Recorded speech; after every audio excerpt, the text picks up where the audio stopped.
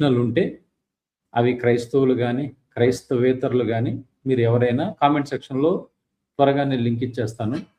So, ఎందుకంటే ప్రశ్నలు గావాలి గాబట్టి మీరు రావాలి, మీరు అడగాలి ప్యానెల్‌లోకి. ఒకవేళ రాలేకపోతే కామెంట్ సెక్షన్‌లో మీరు మీ సందేహాలేమన్నా ఉంటే మీరు కామెంట్స్‌లో కూడా అడగొచ్చు. కానీ ప్రాబ్లమ్ ఏంటంటే ఇక్కడ ఆహ్, మన విశ్వాసంలో లేని వాళ్ళొచ్చి కామెంట్స్‌లో చాలా బ్యాడ్‌గా కామెంట్లు చేస్తుంటారు. అది ప్రాబ్లమ్. అలాంటి బ్యాడ్‌గా ఉన్న కామెంట్‌లని మేము పరిగణలోకి తీసుకోం. పైపెచ్చు బ్యాన్ చేస్తాం. కాబట్టి మీ సందేహాలేమన్నా ఉంటే మీరు అడగండి. మాకన్నీ తెలుసని గాదు. తెలిసినంత వరకు చెప్పే ప్రయత్నం చేస్తాం. తెలియకపోతే ఇప్పుడు మీ కామెంట్ ద్వారా అది నా దృష్టికొచ్చినప్పుడు నాకు కూడా తెలియకపోతే నేను కూడా ఇంకొంచెం దేవుని వాక్యాన్ని ధ్యానించి తెలుసుకునే ప్రయత్నం చేస్తా.